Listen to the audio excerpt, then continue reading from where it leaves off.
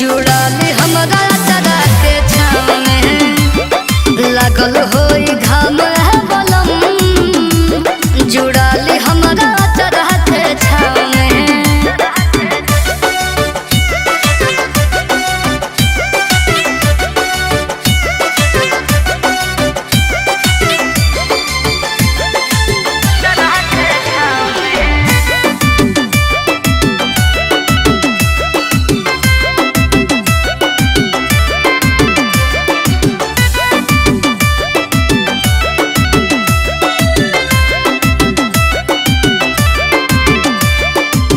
सुबह से आके रउआ करिल है किसानी आईना राम कली थक गइल बानी।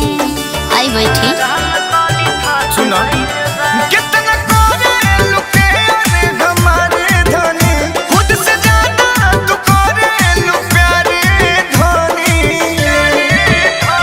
अरे वो सारा बात लइनी आके रउआ पी देहिया जराई जोनी तब में लागल होई घाम है बलम जुड़ाली हमरा चरा के छाव में लागल होई घाम है बलम जुड़ाली हमरा चरा के छाव में।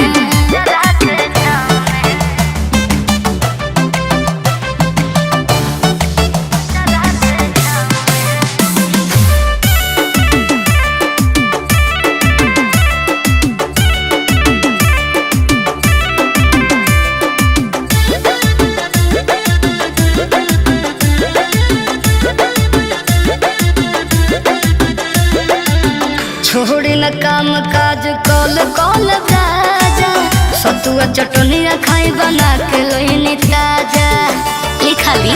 अच्छा सुना तो के देखिए के पेट दानी भर जाला हो प्यार से बोल लो तो भूख प्यास मर जाला हो।